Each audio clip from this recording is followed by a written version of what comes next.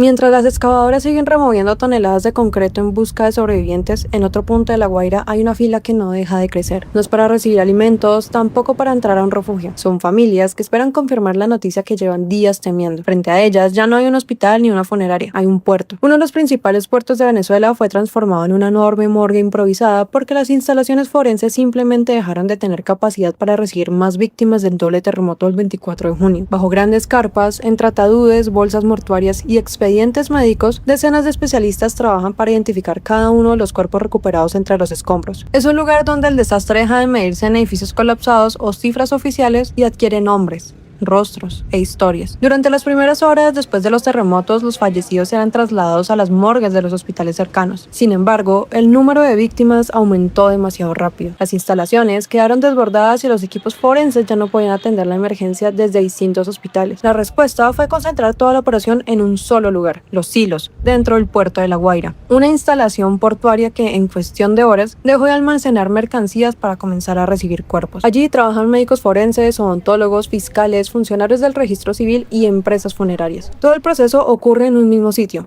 desde la identificación del fallecido hasta la entrega del certificado de defunción y la salida del cuerpo para su sepelio. En el lugar se encuentran decenas de bolsas mortuarias alineadas sobre el suelo, algunos cuerpos ya dentro de urnas de madera y un centenar de ataúdes vacíos esperando ser utilizados. Todo ocurre al aire libre, bajo grandes lonas instaladas para intentar proteger el trabajo de los equipos forenses. Pero para las familias, el proceso apenas comienza cuando logran ingresar. Durante los primeros días de la emergencia, muchas personas eran llevadas directamente frente a filas de cadáveres para intentar reconocer a sus familiares. Era una escena que numerosos testigos describieron como profundamente traumática. Ahora el procedimiento cambió. Cada cuerpo recuperado es fotografiado cuidadosamente. Los especialistas documentan tatuajes, cicatrices, joyas, prendas de vestir, marcas de nacimiento y cualquier otro rasgo que pueda facilitar una identificación. Con esa información, crean un expediente individual, donde comienzan a revisar cientos de fotografías. Muchos cuerpos ya no conservan rasgos facialmente reconocibles debido al tiempo transcurrido, el calor y el impacto del derrumbe. Por eso la búsqueda suele concentrarse en pequeños detalles: un reloj, una pulsera, una cadena, un tatuaje, una cicatriz o incluso una prenda de ropa. Cuando ni siquiera eso es suficiente, los especialistas recurren a las huellas dactilares. Y si estas ya no pueden obtenerse, continúa el trabajo mediante odontología forense. La presidenta interina Delcy Rodríguez aseguró que la instrucción desde el inicio fue clara: ningún fallecido será enviado a una fosa común y todos deberán ser plenamente identificados. Nadie va a fosa común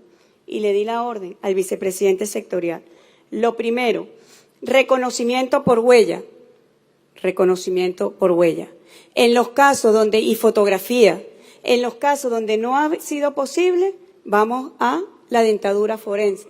Tenemos todos los médicos forenses en esa labor que ha permitido que cada cadáver tenga un expediente que les permita su reconocimiento. Sin embargo, identificar a un familiar no significa que el proceso haya terminado. Después comienza una serie de diligencias legales que, en medio del duelo, las familias deben completar. Primero, el Servicio Nacional de Medicina y Ciencias Forenses confirma oficialmente la identidad del cuerpo. Luego, se expide el certificado de defunción. Posteriormente, el fallecimiento debe registrarse ante las oficinas habilitadas por el Consejo Nacional Electoral. Al tratarse de víctimas de un desastre natural que requiere actuación médico-forense, también interviene el Ministerio Público. Allí se registra a la víctima y cuando corresponde se tramita la autorización para la cremación. Solo cuando toda esa documentación está lista, el cuerpo puede ser entregado a la empresa funeraria elegida por la familia. Varias funerarias privadas instalaron personal permanente en los silos y en muchos casos están ofreciendo gratuitamente el traslado y la cremación de las víctimas. La intención es reducir parte de la carga económica que enfrentan miles de familias afectadas por la tragedia. Aún así, las horas de espera siguen siendo largas. Muchas personas pasan días enteros entre hospitales, refugios y el puerto buscando noticias de un ser querido. Algunos denuncian la falta de personal suficiente para atender la cantidad de familias que llegan diariamente. Otros cuestionan la lentitud del proceso y aseguran que la búsqueda de víctimas entre los escombros ha dependido en numerosos sectores del trabajo conjunto entre vecinos, voluntarios y rescatistas internacionales. Las críticas también apuntan a la respuesta durante las primeras horas posteriores al terremoto. Mientras el gobierno sostiene que el despliegue de funcionarios ocurrió rápidamente, algunos sobrevivientes consideran que la llegada de maquinaria pesada y equipos especializados pudo haber haber sido más oportuna. El último balance oficial eleva la cifra a casi 3.000 fallecidos y más de 12.400 personas heridas. Las autoridades no han publicado un número oficial de desaparecidos. Sin embargo, Naciones Unidas estima que podrían ser hasta 50.000 personas cuyo paradero sigue sin conocerse. Son cifras que ayudan a dimensionar la magnitud del desastre, pero en lugares como Los Silos, esas estadísticas adquieren un rostro humano. Mientras continúan las labores de rescate, Los Silos permanece funcionando a las 24 horas. Cada nuevo cuerpo recuperado entre los escombros pasa por este lugar antes de ser entregado a su familia. Lo que hace apenas unos días era una instalación portuaria, hoy concentra el trabajo de médicos forenses, fiscales, funcionarios del registro civil y funerarias, todo para responder a una emergencia que superó la capacidad de las morgues del Estado.